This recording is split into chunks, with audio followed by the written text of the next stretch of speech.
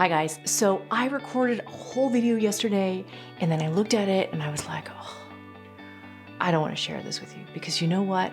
It's so messy. It's literally about how everything is so messy. Being creative and doing creative things is so messy. You can't go in without a plan.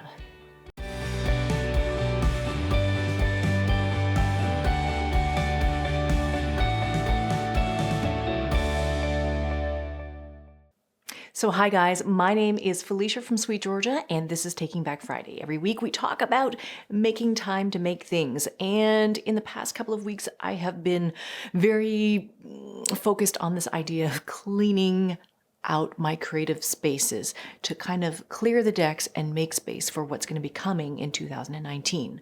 I know for myself that my plan for 2019 is to be doing more weaving. I don't foresee myself doing a lot of sewing, and I need to go through my yarn in my attic and just do a whole bunch of things to kind of clear the decks, get sorted out. Now, I did start to do this cleaning, and I didn't want to show you any of it because I'm kind of embarrassed of just how much stuff there is to go through. And it's just so, I'm generally pretty tidy, but it just feels messy to me. It feels messy to me and it feels chaotic to me. And so there's two things out of that. One thing is that it reminded me that many years ago, I did a guild presentation called Craft Without Chaos. And it was this idea of going through, clearing the decks, cleaning out your space, getting your projects organized, looking at all your works in progress, all of that kind of stuff, getting all that organized. I did this presentation as a one-off presentation for the guild. And I was looking through my computer and I thought, I found the slides. I'm going to put together this presentation again because I want to review it, and I'm hoping that maybe it might be useful to somebody else out there as well. So I'm going to put that together, and that's going to be available in the school in maybe about a week or so. I'm hoping to get that together. So that's going to be there. The other thing that it reminded me of is that I cannot go into the attic and try to clean it up and de-stash things if I don't have a plan. And so somebody had made a comment on one of our YouTube videos last week about how she had gone through her stash and paired up projects with yarns and projects and yarns and made herself little kits. And so I thought, that's going to be my plan. So I have gone through my Ravelry queue, gone through my Ravelry library, patterns that I've recently purchased that they sit there because I haven't actually been knitting anything new because I've been knitting a very quick look at the brioche socks that I've been knitting. And it's for sort of like a project that's going to be coming out later. I also still have in here my Advent shawl, and I'm still on day 3. So that's pretty depressing. The one other thing that I was thinking about with this Advent shawl was I was thinking about taking it apart and weaving with all of the little bits of yarn, because I already know what the pattern is going to look like, and I've seen it. And so if you guys have not yet seen it, the pattern is called Frosted Lace. We did release the full pattern and it's available on Ravelry now. This was our Advent shawl pattern. So if you didn't get a chance to get an Advent kit, or if you missed the whole thing and you still want to knit the shawl pattern is now available in Ravelry. And so you can go get that. And we've reworked it so that you can make it in a party of 5. You could make it with just one skein of yarn or whatever you want to do. You can use the pattern instructions for that. But I was thinking about taking those tiny little bits of yarn and weaving them together. I don't know. I'm just thinking about that. So I have that sock project that I've been working on. I have that Advent shawl thing that I've been working on, but I have other things that I want to knit this year. And so I was looking through the patterns to see what else I could work on. So I have a whole bunch of things and I'm going to make myself kits. This is the plan. I'm going to go into the attic and I'm going to pull out all the yarn that could work for any of these projects. So this one has recently caught my eye. This is actually a new one by Isabel Kramer. This is called Chauncey. And I don't know why I like it, but I think I like it because the motif of the yoke, it looks like tiny little scarabs. It looks like little beetles. I don't know why. It's not like I want to wear a sweater covered with bugs, but for some reason, this is like really appealing to me. So this is kind of on the list. There's another one by Isabel Kramer, and it is called Cumulus. This has been all over Instagram. I feel like this has been very, very popular. There's another new one by Jennifer Steingass of Knit Love Wool, and she designed one called Dark Water that just came out in January. It's also got kind of a similar yoke sort of idea, but I love both of them. I'm not averse to trying to make both of them. There's also this one here. This one is called Branches and Buds. This is a pullover with some color work going on. This one I saw in real life. It was knit by Fiona from Knit Social, and she was wearing it at Knit City. And I kept asking her, what's the name of that sweater that you're wearing? What's the name of that sweater? And I like it because the neckline is so open. It's almost like a boat neckline, and I feel like that's much more flattering than a crew neck on me. And so, yeah, that one has been quite appealing to me. And then I think I fell down this hole of looking at Diana Walla patterns. Diana Walla, she's designed this for Espace Tricot. Espace Tricot is a yarn store in Montreal in Canada. And Diana Walla, she's designed a bunch of things for this collection called the Chalet collection. They're all colorwork things. You can see this one happens to be a colorwork poncho. So, you know, nice and easy. You can do some colorwork, no sleeves. She also designed for that same collection one that's called the Tremblant Toque. And now that me and my family were going up to the mountain sort of more often, and I only have old hats. I have a hat from a brewery. I have a hat that's a Raiders hat. And I have a hat that's like 15 years old. So I kind of think this would make a nice hat to wear on the mountain. So that's what I'm thinking about that one. Here's another Diana Walla hat pattern. This one's called Hoopla, and it's got this cute little plate braided stitch here at the sort of at the cuff, and then a little bit of color work. 2 colors. It looks like might be DK weight, might be worsted. Oh, it's worsted weight. So easy, easy, easy, easy. This one has also been in my queue for some time. This is Camaro. This is designed by Tanis at Tanis Fiber Arts. And I just like it because it's a DK weight sweater. It is, I believe, knit top down. You can make these stripes whatever you want. It seems like it's a really good way to use up a lot of yarn. You can use up lots of scraps. You could use sock yarn. You could use it doubled. You do all sorts of things within the construct of this sweater. I also like that it's kind of this big, wide, and deep V shape, and you can extend the sweater, make it however long you want. She has it kind of cropped.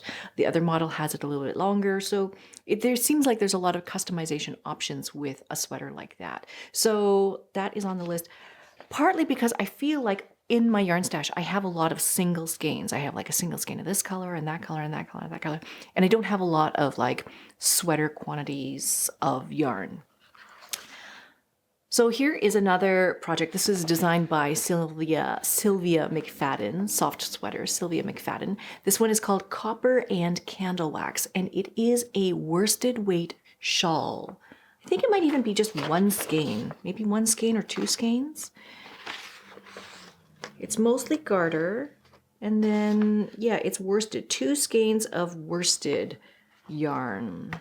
I feel like I should be able to get that out of my stash for sure.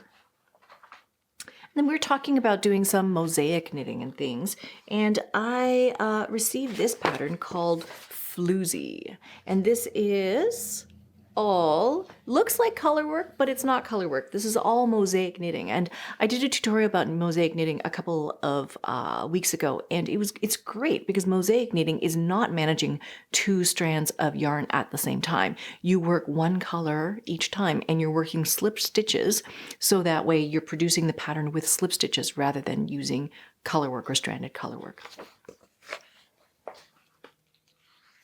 And then finally, this has also been, I think I've talked about this like 3 times already, but this is the shift. This is the cowl version of the night shift. This is by Andrea Maury, and this is also slip stitches and uses hand spun or what looks like hand spun yarn, but I'm sure that you can do it with all sorts of different things. So that is something else to make this year. And this one, last but not least, Sunset Highway, just the mini version. I am not sure that I can get enough yarn to make myself a Sunset Highway out of my stash. And the goal was to not add any more yarn. The goal is to use the yarn that is in the stash. So I'm thinking that I can put together a cute little one, maybe for Nina, with some crazy color combinations or something like that. So that would be something fun to do as well. So, like this week, it just feels really messy. It feels really just chaotic. It just feels like lots of stuff is going on. And part of the reason is because, well, I'm shooting lots of videos in this room here. I'm shooting tutorial videos in this space. And so it makes my office a little bit, it's just full of lights in here, sound equipment, there's stuff going on. And I also have been knitting tutorials for the colorwork class that is going into the School of Sweet Georgia. And so I had done a tutorial last year about knitting colorwork with two hands, one color in each hand.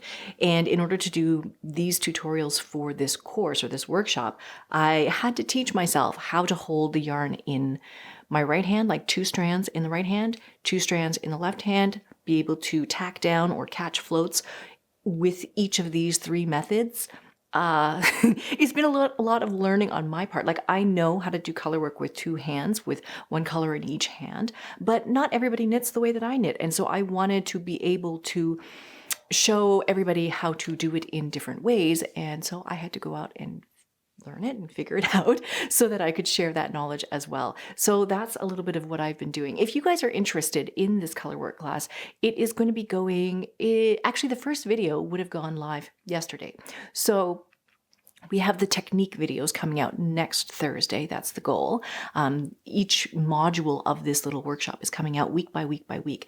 And Leah is helping me edit everything. I was just at her place this morning. We were finalizing the videos and things like that. So this is coming out on the School of Sweet Georgia. If you guys are at all interested, right now we are doing a promo for the school where you can join for a whole annual membership for $20 off this year if you sign up before the end of January.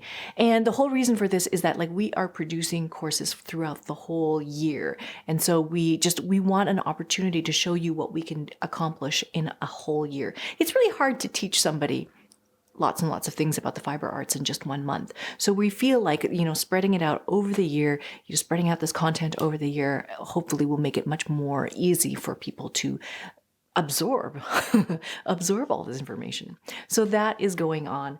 What else is going on? I should tell you that this past week we also launched the new version of our Make and Hue. Make and Hue is kind of like our Sweet Georgia magazine, blogazine, something. It's basically a collection of articles that we curate and write every quarter. And so this issue is number 5. This issue's theme is collaboration. And so our team and a bunch of other guest writers have all contributed articles about collaborating in a creative way, collaborating on our design process, working relationships between test knitters and sample knitters and designers, how we work with our photographer. I talk about how I lead my team, and I reference World of Warcraft for that. And so there's just a whole bunch of articles. So you can go to our blog, our website, SweetGeorgiaYarns.com, and you can find all the articles there. Or you can also sign up for our newsletter, and you'll get a PDF copy of all of the articles formatted as a magazine. And so in this PDF version of Make and Hue, we've also sprinkled a bunch of coupon codes, and you can find that in the PDF as well. So you can head over to SweetGeorgiaYarns.com if you're interested in that. You can head over to SchoolofSweetGeorgia.com if you're interested in the school things. And what else is coming? Next week, we are going to be announcing the registration information for the retreat. So if you would like to hear about the retreat and find out more information about that, find out pricing, sign up for your spot, we have a limited number of spots. It's not a big retreat. It's quite a small retreat. So if you're interested, you'll want to be on our newsletter list so that you'll hear about when all that information goes out.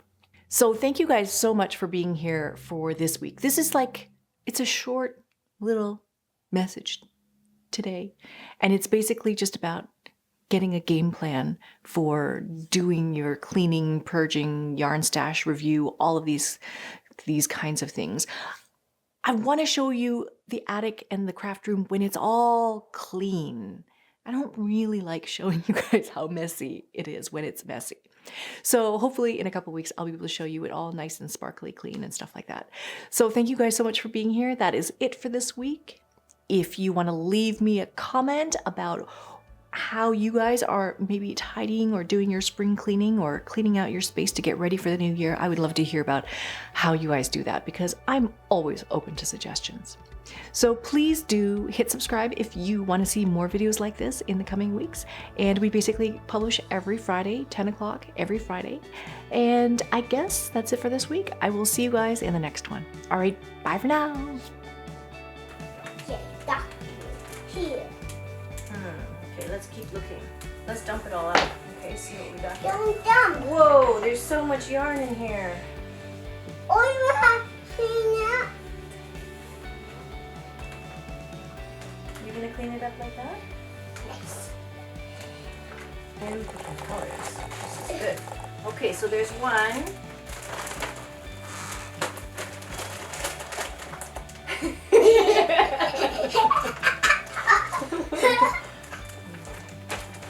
This is one sweater. Okay, what else do we have here? I'm copying you.